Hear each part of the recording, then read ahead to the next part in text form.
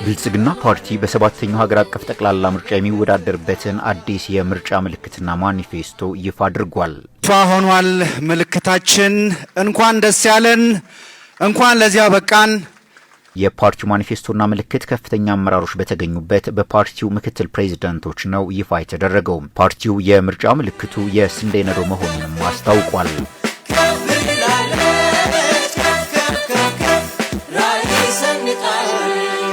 በመርሃ ግብሩ ላይ የፓርቲያቸውን ቀጣይ ኢኮኖሚያዊና ማህበራዊ እቅዶች ይፋ ያደረጉት የፓርቲው ምክትል ፕሬዝዳንትና የኢፌዴሪ ምክትል ጠቅላይ ሚኒስትር ተመስገን ጥሩነህ ባለፉት ዓመታት የረሃብ ታሪክን የቀየረ ኢኮኖሚያዊ ስኬቶች መመዝገባቸውን አስታውሰው ቀጣዩም አጓጊ ነው ሲሉ ተደምጠዋል።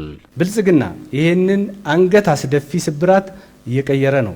ዛሬ በስንዴ ምርት ራሳችንን ችለናል። ሩዝን በበቂ ሁኔታ እያመረትን ነው። በአመት ከአንድ ጊዜ በላይ ማረስ ፋሽን መሆኑ ቀርቷል። ትራክተሮችና ውሃ ፓምፖች ገጠሩን እያጥለቀለቁት ናቸው።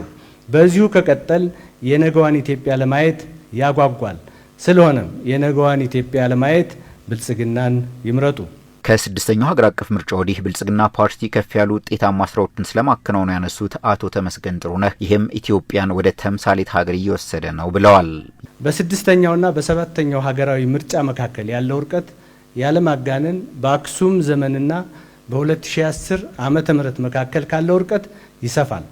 ታሪክ በተደጋጋሚ ተቀይሯል። ሪከርድ በየቀኑ ተሰብሯል። ለውጥ የኢትዮጵያውያን የመግባቢያ ቋንቋ ሆኗል። ልዩነትና ክፍፍል ተወግዘዋል። ህብረ ብሔራዊ አንድነትና የወል ትርክት የህዝባችን ሸማ ሆነዋል። ፕሮጀክት ጨርሶ መጀመር የኢትዮጵያ መታወቂያ ሆኗል። በትልቁ አስቦ በትልቁ ሰርቶ በትልቁ መፈጸም መለያችን ሆኗል። የጉባ ብስራቶች ይሄን ያሳያሉ። እነዚህ ሁሉ ኢትዮጵያን ወደ ተምሳሌት ሀገር እየወሰዷት ነው። ለአፍሪካና ለዓለም በእድገቷና በብልጽግናዋ ምሳሌ የምትሆን ሀገር እየገነባን ነው። የፓርቲው ምክትል ፕሬዝዳንትና የዋና ጽህፈት ቤት ኃላፊ አቶ አደም ፋራህ ደግሞ የፓርቲያቸውን የፖለቲካና የዲፕሎማሲ እቅዶች ይፋ አድርገዋል። አስተማማኝ ሰላም መገንባትና የመንግስት አገልግሎት አሰጣጥን በቴክኖሎጂ ተደራሽ ማድረግ የፓርቲው ቁልፍ እቅዶች መሆናቸውንም አስታውቀዋል። የሀገረ መንግስት ህልውናን የሚፈታተኑ ስብራቶችን ለመጠገን በትኩረት ይሰራልም ነው ያሉት። የመጀመሪያው ጠንካራና ቅቡልነት ያለው ሀገረ መንግስት በጽኑ መሰረት ላይ ለመገንባት የሚያስችል ሀገራዊ መግባባት መፍጠር ነው። ለዚህም የሀገረ መንግስት ህልውና የሚፈትኑ ለፖለቲካ ለመረጋጋትና ለግጭት መንስኤ የሆኑና ለፖለቲካዊ ማህበራዊና ኢኮኖሚያዊ ቀውስ በር የሚከፍቱ ተቋማዊና መዋቅራዊ ስብራቶችን መጠገን የሚያስችሉ መሰረታዊ መፍትሄዎች ላይ መግባባት ለመፍጠር እንተጋለን።